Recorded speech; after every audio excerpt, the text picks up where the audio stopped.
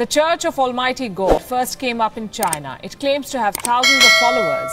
It believes that Jesus Christ has returned to earth in the form of a Chinese woman. Waspadalah terhadap nabi-nabi palsu yang datang kepadamu dengan menyamar seperti domba, tetapi sesungguhnya mereka adalah serigala yang buas. Matius 7 ayat 15. Gereja Tuhan yang Maha Kuasa, dalam bahasa Mandarin, Kuan Neng Shen, adalah gerakan agama tersembunyi dan menyimpang secara teologis yang dimulai di negara RRC pada tahun 1991. Meskipun kelompok itu telah dilarang oleh Partai Komunis Cina karena sikap anti pemerintah mereka, kelompok mereka bertumbuh dan dianggap sebagai sekte hari kiamat yang berpengaruh. Gereja Tuhan yang Maha Kuasa juga dikenal sebagai kilat dari timur atau Eastern Lightning, nama yang didasari penafsiran Matius 24 ayat 27. Sebab sama seperti kilat memancar dari sebelah timur dan melontarkan cahayanya sampai ke barat. Demikian pula lah kelak kedatangan Anak Manusia.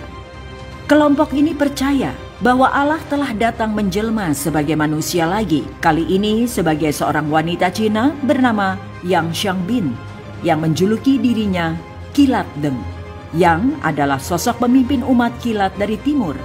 Namun pemimpin sejatinya adalah Imam Agung dan kekasihnya, bernama Cao Weishan, lelaki yang pertama kali menyatakan bahwa Yang Xiangbin bersifat ilahi.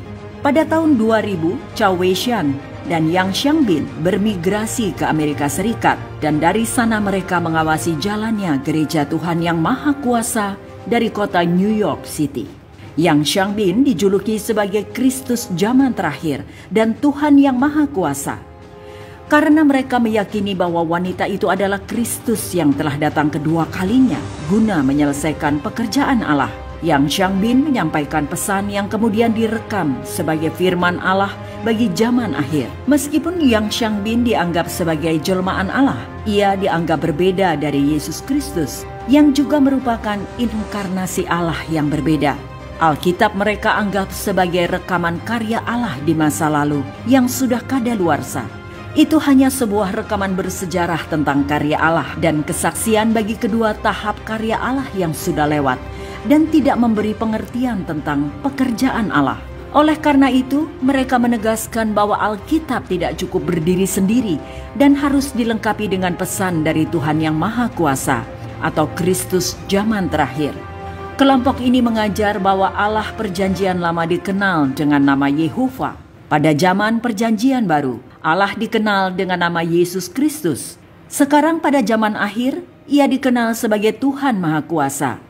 Karyanya melalui Kristus wanita ini berbeda dengan karya para rasul-rasul terdahulu. Meskipun Allah menggunakan para rasul, karya mereka terbatas oleh kemampuan manusiawi mereka.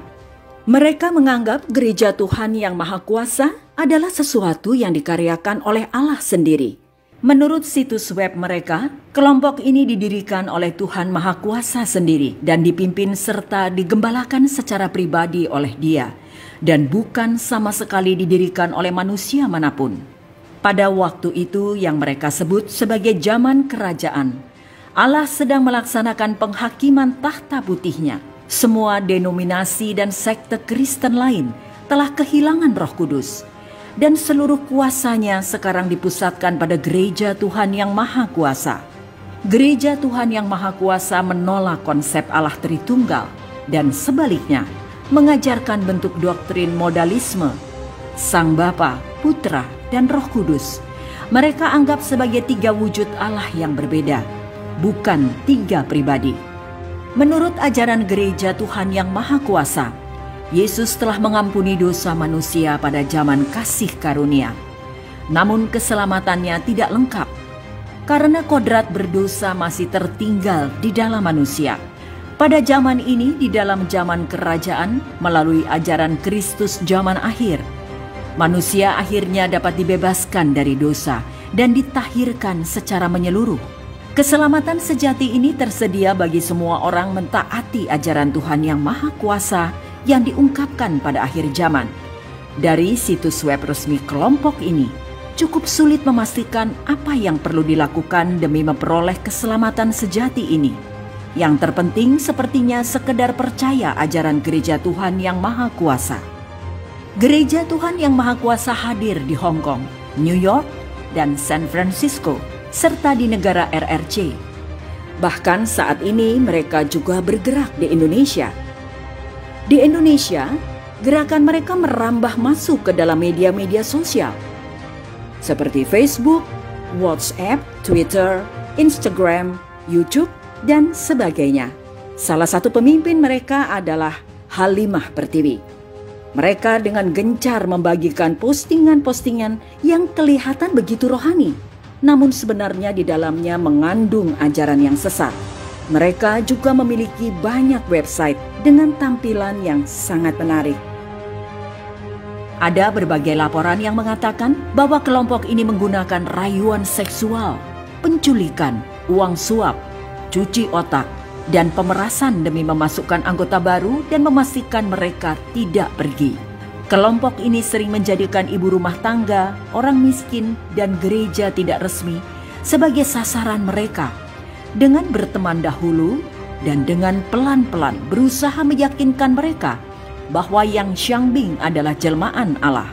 Pada tahun 2002, anggota kilat dari timur diduga menculik 34 pemimpin Persekutuan Injil Cina atau China Gospel Fellowship, jaringan Kristen yang tidak resmi di RRC, dan menyandera mereka selama 2 bulan. Pada Agustus 2014, 5 anggota Gereja Tuhan Yang Maha Kuasa diadili di Yantai, Shandong, atas dugaan pembunuhan terhadap seorang wanita berusia 37 tahun yang terjadi di sebuah restoran. Wanita ini dipukul hingga mati karena menolak bergabung dengan kelompok mereka.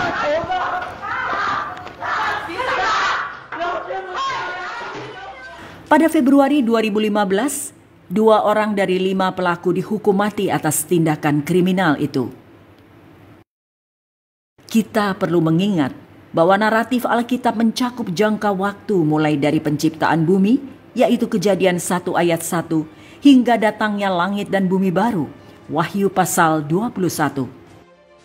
Allah selalu menyatakan apa yang akan terjadi sejak semula, Yesaya 46 ayat 10 dan Amos 3 ayat 7, meliputi kedatangan Sang Mesias, Yesus Kristus. Ditetapkannya perjanjian baru, Yeremia 31 ayat 31-34, Matius 5 ayat 17-19, dan Lukas 22 ayat 20. Dan mengenai nubuat akhir zaman, Matius pasal 24-25, Markus 13, Lukas 21, dan Kitab Wahyu. Alkitab mengajar bahwa Yesus adalah Alfa dan Omega, yang pertama dan yang terakhir.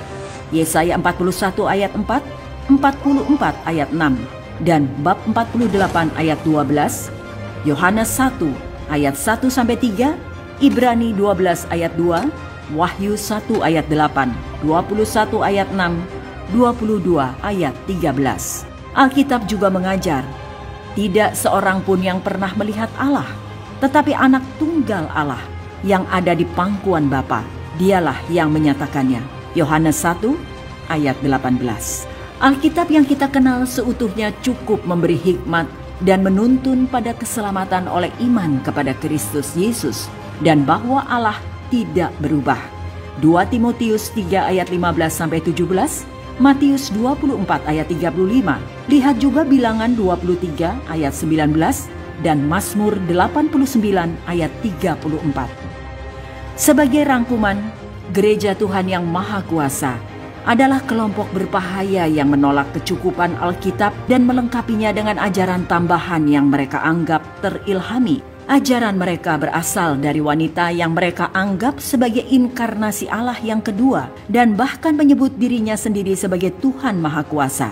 Doktrin Allah Tritunggal ditolak mereka.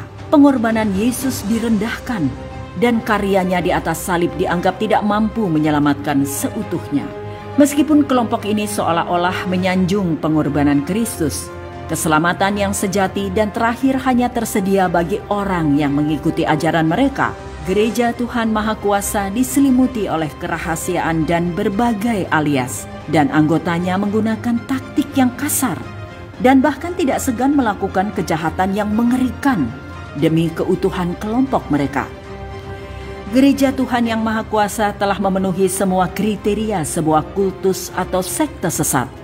Dan umat Kristen diharapkan mengingat himbauan dari Alkitab. Sebab ternyata ada orang tertentu yang telah masuk menyelusup di tengah-tengah kamu. Mereka adalah orang-orang yang fasik, yang menyalahgunakan kasih karunia Allah kita untuk melampiaskan hawa nafsu mereka, dan yang menyangkal satu-satunya penguasa dan Tuhan kita, Yesus Kristus. Mereka adalah pemecah belah yang dikuasai hanya oleh keinginan-keinginan dunia ini dan yang hidup tanpa Roh Kudus. Yudas 1 ayat 4 dan ayat 19.